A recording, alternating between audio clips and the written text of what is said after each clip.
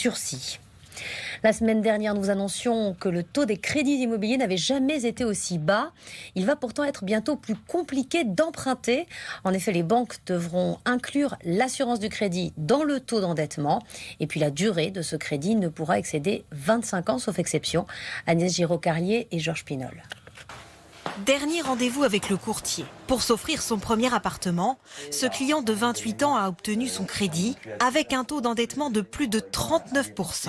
Nous sommes au-dessus de la norme bancaire qui est demandée, mais nous avons réussi à obtenir l'accord tout de même par rapport aux éléments du dossier. Aux yeux des banques traditionnelles, ça faisait un peu peur. C'était un trop gros montant par rapport à mon profil.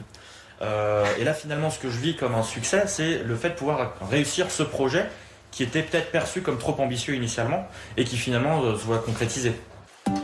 Comme lui, beaucoup de foyers sont prêts à des sacrifices pour s'offrir l'appartement de leurs rêves.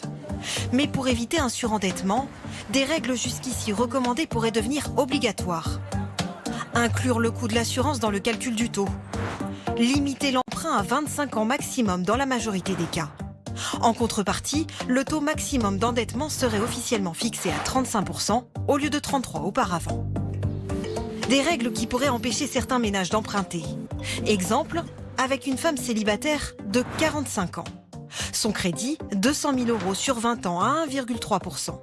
Sans le coût de l'assurance, son taux d'endettement était de 33,1%, feu vert de la banque. Mais avec l'assurance, le taux d'endettement passe à 36%. C'est plus compliqué. On s'attend à ce que, de nouveau, on ait quelques emprunteurs pénalisés, peut-être les ménages modestes qui étaient obligés d'aller au maximum de leur endettement pour pouvoir acheter une surface suffisante dans laquelle se loger, mais également les investisseurs, ceux qui sont déjà propriétaires de leur résidence principale et qui veulent refaire un crédit immobilier. Des dérogations au-delà des 35% d'endettement devraient subsister pour les ménages qui ont de l'épargne. Le gouvernement devrait décider cet été de rendre les critères obligatoires. Il ne suffit pas